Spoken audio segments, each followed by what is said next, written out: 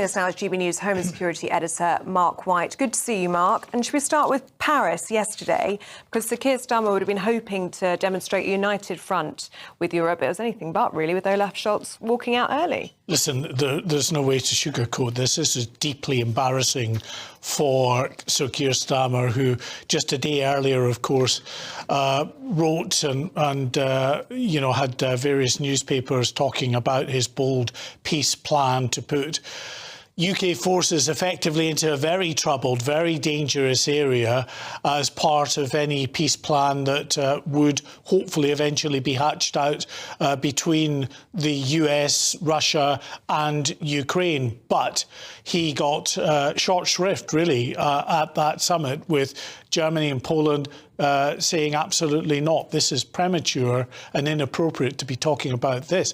And you can understand why, because no one knows what the shape of any potential peace deal will be.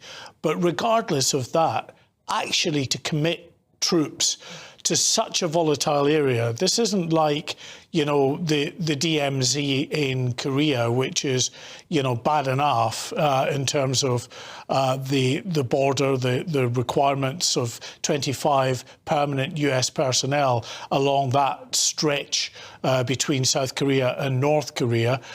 This is a hot zone where we've had 3 years, and we continue to have the most bloody trench warfare, hand-to-hand fighting points where it will be very, very difficult to ensure that the sides are kept apart and abide by whatever the peace deal is that hatches out. So that kind of commitment is going to be very dangerous for any country that decides to put their troops in harm's way. And it's clear that Germany and others just felt that Sir Keir Starmer was being completely premature in going out there and making this pronouncement.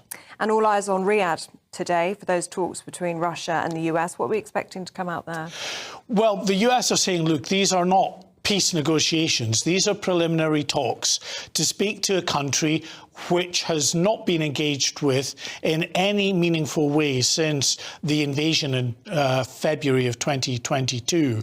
The US, European leaders have never had any meaningful talks with Russia since then. So this, according to the Trump administration, is an opportunity for them to speak to them, to engage with them, to gauge, first of all, whether they are serious about entering into formal peace negotiations, what their potential red lines might be, and then they can take that forward. And at that point, Ukraine would be fully involved in any formal talks and negotiations. So it, again, is premature to be talking, as some commentators are, about Ukraine being frozen out of the process. This is fact-finding, initial conversations with Russia to see whether they are serious about entering into formal peace talks.